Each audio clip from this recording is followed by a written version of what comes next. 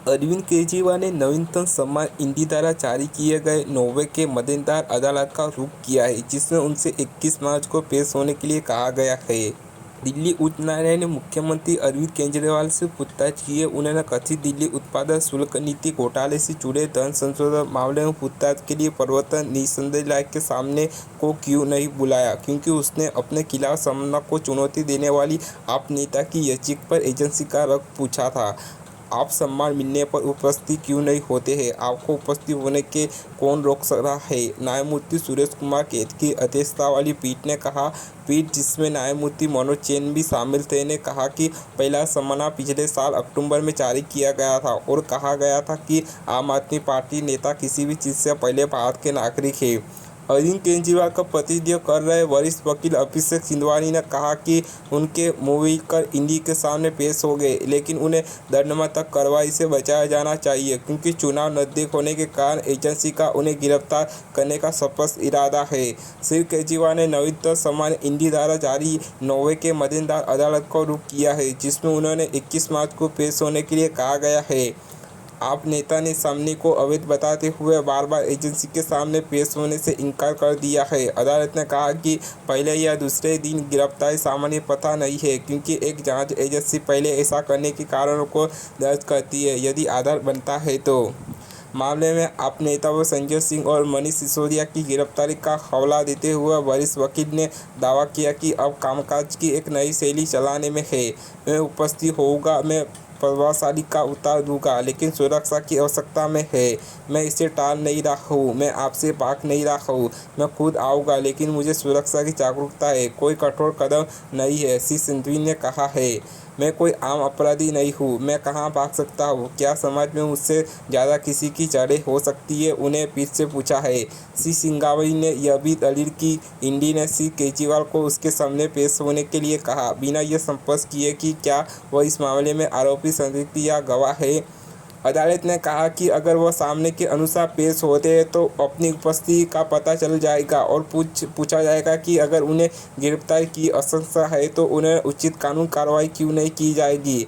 आपको पहला सम्मान 30 अक्टूबर को मिला था। हमने आपका जवाब देखा है और आपने कई कारण बताया है, जिसमें यह भी शामिल है कि दिवाली का त्यौहार नज़दीक है और अब हम अगले त्यौहार चुनाव पर है तो चलता रहेगा, अदालत ने कहा था।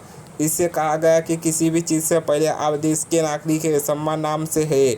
ईडी ने कहा कि आपके राष्ट्रीय संयोजक की याचिका, जिससे धन संशोधन निरीक्षण अधिनियम के कुछ प्रावधानों को भी चुनौती दी गई है, सुनवाई योग्य नहीं है। उसने औपचारिक नोटिस जारी करने का विरोध किया है। पीठ ने एजेंसी का आरोप जवाब दाखिल करने के लिए 2 सप्ताह का सामना दिया है। ईडी की ओर से पेश की अतिरिक्त सॉलिसिटर जनरल एसएसजी राजू ने कहा कि पीएसएनएल प्रावधानों की संवैधानिक वैधता सुप्रीम कोर्ट द्वारा तय की गई है और ऐसी वैधता के संबंध में कोई अनुमान होने पर कोई रोक नहीं लगाई जा सकती है। श्री सिंघानी ने कहा कि याचिका में कई मुद्दे उठाए गए हैं, जिसमें यह भी शामिल है कि क्या कोई राजनीतिक दल धन संशोधन रोधी कानून के तहत आता है। याचिका में श्री केजरीवाल ने तर्क दिया है कि आगामी लोकसभा चुनाव के लिए केंद्र में सत्तारूढ़ दल के पक्ष में चुनावी प्रक्रिया को मोड़ने के लिए गैर स्तरीय खेल का मैदान बनने के लिए पीएसएनएल के तहत एक मनमानी प्रक्रिया अपनाई जा रही है। याचिका में कहा गया है कि श्री केजरीवाल सत्तारूढ़ दल के मुख्यालोचना विपक्षी नेता और इंडिया ब्लॉक की भागीदार है और ईडी केंद्र के नियंत्रण में होने के कारण हत्या बना लिया गया है। एसएससी सम्मान दिनांक 26/2/2024 और 16/3/2024 को याचिकाकर्ता को गिरफ्तार करने के परोक्ष उद्देश्य से याचिकाकर्ता को भेजा गया था। वर्तमान मामले में जांच 22/8/2022 यानी पिछले 1.5 साल से चल रही है। वर्षों और जांच के बाद हजारों दस्तावेजों के साथ 6 अभिनव शिकायत दायर की गई है। याचिका में कहा गया है सभी आवश्यकता दस्तावेज जानकारी पहले से ही प्रतिवादी के कब्जे में है और याचिकाकर्ता को व्यक्तिगत रूप से बुलाना याचिकाकर्ता को अवैध रूप से गिरफ्तार करने की एक चाल है और वर्तमान में मामला दुर्भावना का स्पष्ट मामला है। गिरफ्तारी, पूछताछ और जमानत देने से संबंधित पीएसएनएल की धारा 1945 और 50 को असंवैधानिक घोषित करने की मांग के अलावा याचिका में श्री केजरीवाल के खिलाफ सम्मान सहित सभी कार्यवाही को रद्द करने की भी प्रार्थना की गई है। ईडी मामले में किसी राजनीतिक दल के राष्ट्रीय संयोजक की क्षमता या मुख्यमंत्री के रूप में या किसी अन्य क्षमता से।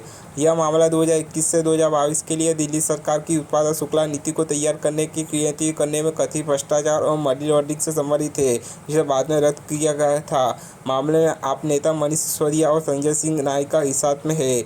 ईडी की चार्जशीट में कई बार अरविंद केजरीवाल का नाम आया है। एजेंसी ने आरोप लगाया है कि आरोपी उत्तर प्रदेश श्रुति नीति का मसौदा तैयार करने के लिए श्री केजरीवाल के संपर्क में थे, जिसके परिणामस्वरूप उन्हें अनिश्चित लाभ हुआ है, जिसके बदले में उन्होंने आपको रिश्वत दी है। दिल्ली की एक अदालत ने मनी लॉन्ड्रिंग मामले में पिछले 8 सम्मान में से 6 को छोड़ने की ईडी द्वारा उनके खिलाफ दायर को शिकायत पर शनिवार को श्री केजरीवाल को जमानत दे दी है। मामले की अगली सुनवाई 22 अप्रैल को होगी।